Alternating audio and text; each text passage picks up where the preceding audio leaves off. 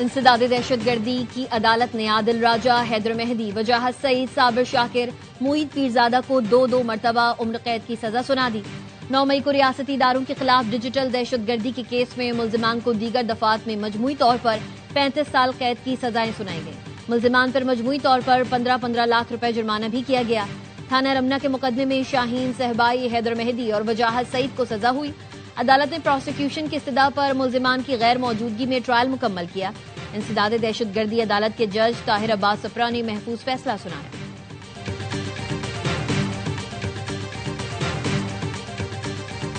وزیر اعظم شہباز شریف کی زیر صدارت وفاقی کابینہ کا اجلاس، کابینہ ذیلی کمیٹی برائے قانون سازی کے فیصلوں کی توثیق کر دی۔ اسلام آباد کے بلدیاتی انتخابات میں ایک بار پھر تاخیر کا امکان۔ وزیر اعظم نے اجلاس سے خطاب میں کہا، حکومت میں آتے ہی عزم کیا تھا، خسارے کا شکار ریاستی اداروں کی نجکاری کی جائے گی۔ ہم ملک کو ڈیفالٹ کے دہانے سے نکال کر معاشی استحکام تک لائے۔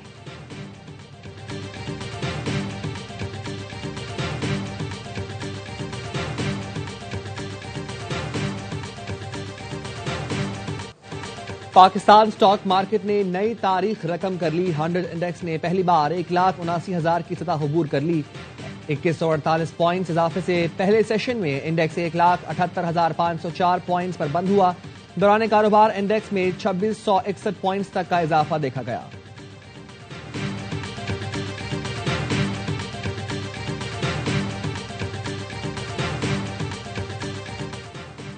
بلومبرگ نے پاکستان میں مہنگائی میں نمایاں کمی اور پالیسی استحکام کی تصدیق کر دی۔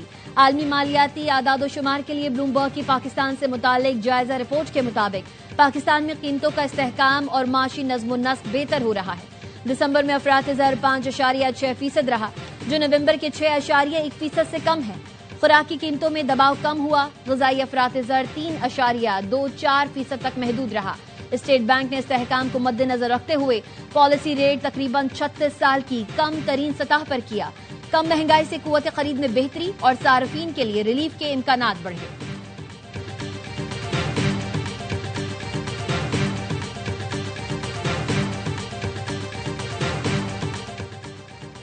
وفاقی وزیر خزانہ محمد اورنگزیب کا ٹیکس نیٹ مزید وسیع کرنے پر زور۔ F B R field formation سے ویڈیو لنک پر خطاب میں کہا، بہتر ٹیکس تعمیل سے رسمی شعبے پر بوجھ کم ہوگا۔ وزیر خزانہ نے دسمبر 2025 میں ریکارڈ ٹیکس وصولی پر ایف بی آر کی کارکردگی کو سراہا۔ محمد اورنگزیب کو بریفنگ میں بتایا گیا، دسمبر میں ایف بی آر کی ٹیکس وصولی 1427 ارب روپے رہی۔ دسمبر کی ٹیکس وصولی کے ماہانہ ہدف کا 99% حاصل ہوا۔ کسی بھی دسمبر میں اب تک کی سب سے زیادہ ٹیکس وصولی ہوئی۔ دسمبر میں انکم ٹیکس وصولی 831 ارب روپے تک پہنچ گئی۔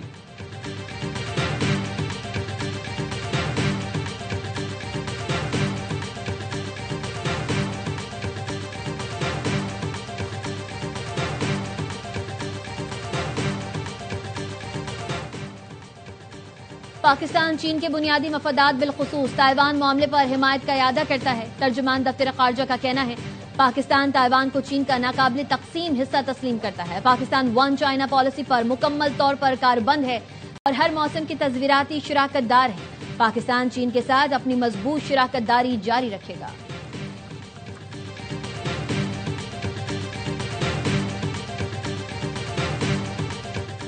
افغان طالبان رجیم کا امدادی رقوم پر قبضہ، بدترین کرپشن کا پردہ چاک۔ افغان جریدہ ہشت صبح کے مطابق کندوز میں افغان طالبان نے ضرورت مندوں کے لیے امداد کا نصف حصہ ہڑپ کر لیا۔ سعودی کنگ سلمان ریلیف سینٹر نے امداد فراہم کی تھی۔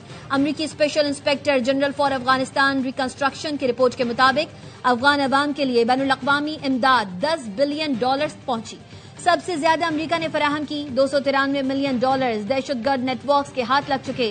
امریکہ افغانستان کے لیے تمام امداد مکمل طور پر معطل کر چکا۔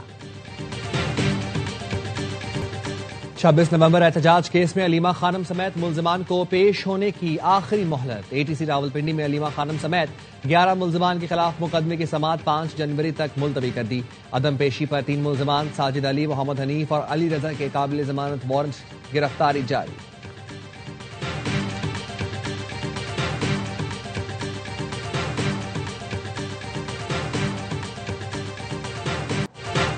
سرد ہواؤں کا راج، بالائی علاقوں میں برفباری سے سردی کی شدت میں اضافہ۔ جنت نظیر وادی، سبات کا حسن بھی دوبالا ہو گیا۔ قدرتی نظاروں کے مزے لینے سیاح کھنچے چلے آئے۔ مانسیرا میں برفباری نے شوگران، ناران، کاغان کی خوبصورتی میں رنگ بھر دیے۔ چمن سمیت شمالی بلوچستان میں برفباری کے بعد ٹھنڈی ہوائیں چل پڑیں، پارہ -1 تک گر گیا۔ چترال میں برفباری کے بعد ہر سمت سفیدی پھیل گئی۔ آزاد کشمیر کے علاقے باغ میں برفباری سے قدرتی حسن دوبالا ہو گیا۔ کراچی، کوئٹہ، لاہور سمیت مختلف شہروں میں بھی ٹھنڈی ہوائیں۔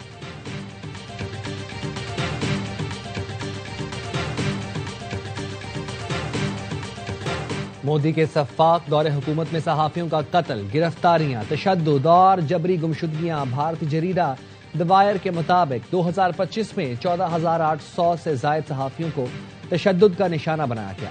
8 صحافی اور 1 سوشل میڈیا انفلوئنسر کو قتل، جبکہ 117 افراد کو آزادی اظہار رائے کے جرم میں پابند سلاسل کیا گیا۔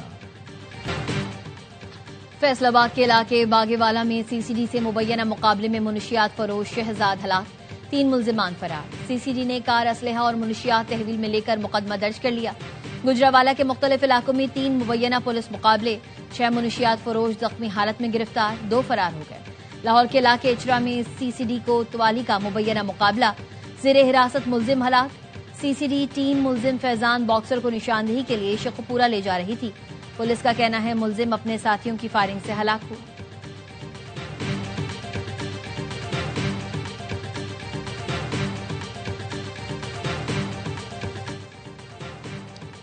خیبر پختونخوا میں سروس پر سیلز ٹیکس وصول میں 30% اضافہ۔ رواں مالی سال کے 6 ماہ میں 23 ارب روپے سیلز ٹیکس وصول ہوا۔ گزشتہ سال یہ وصولی 18 ارب روپے تھی۔ سروسز ٹیکس نیٹ میں توسیع کے مثبت نتائج سامنے آ رہے ہیں۔ ایران کے مختلف شہروں میں مہنگائی اور کرنسی کی گرتی ہوئی قدر کے خلاف احتجاج، جھڑپوں میں 6 افراد ہلاک، درجنوں زخمی۔ مظاہرین نے کئی سرکاری عمارتوں پر دھاوا بولا، ہنگامہ آرائی میں ملوث 30 افراد گرفتار۔ ایرانی صدر کہتے ہیں اگر ہم لوگوں کی روزی روٹی کا مسئلہ حل نہیں کرتے تو ہم جہنم میں جائیں گے۔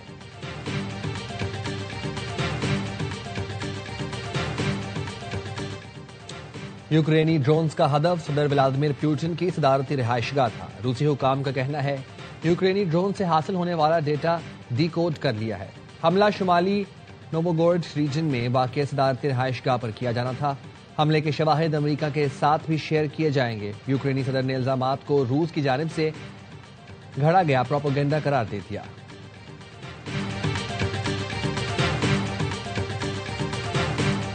سوئٹزرلینڈ کے اسکی ریزورٹ ٹاؤن کے بار میں آتشزدگی سے ہلاک افراد کی تعداد 47 ہو گئی، 115 افراد زخمی۔ حادثہ سال نو کی تقریب کے دوران پیش آیا۔ سوئس حکام کے مطابق جھلس کر مرنے والوں کی شناخت میں کئی دن لگ سکتے ہیں۔ رن فار کراچی پہلے ہوتا تھا رن اوے فرام کراچی۔ چلوا جتنا لوگ بھاگنے والا فٹنس تھوڑی سی مشکوک ہے۔ میراتھن اتوار کے روز فل میراتھن جو 42 کلومیٹر کی ہوتی ہے، ہمارے جیسے ایمیچورز کے لیے 5 کلومیٹر کی ایک میراتھن صبح 10 بجے سٹارٹ کی جائے گی۔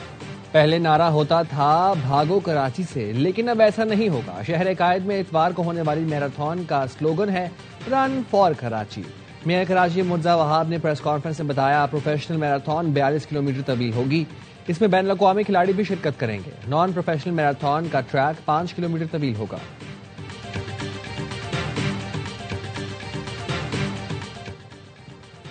انڈر 19 ٹرائی سیریز میں پاکستانی ٹیم اپنے تیسرے گروپ میچ میں افغانستان کے مد مقابل۔ پاکستان نے پہلے میچ میں افغانستان کو 1 وکٹ سے ہرایا، جبکہ زمبابوے کے خلاف دوسرا میچ بارش کی نظر ہو گیا تھا۔ زمبابوے انڈر 19 نے پہلے ہی ٹرائی سیریز کے فائنل کے لیے کوالیفائی کر لیا۔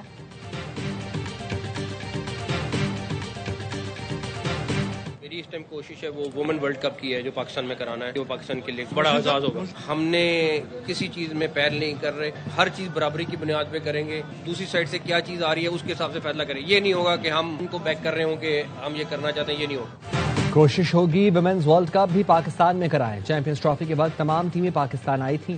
چیئرمین PCB محسن نقوی کی کراچی میں میڈیا سے گفتگو، کہا بھارت کے ساتھ اپنے موقف پر قائم ہیں، برابری کی بنیاد پر ہی بات ہوگی۔ لاہور سے زیادہ اچھا کراچی کا گراؤنڈ بنائیں گے۔ PCB چیف نے کہا ہم کھلاڑیوں کو سپورٹ کریں گے، کھیلنا ان کا کام ہے۔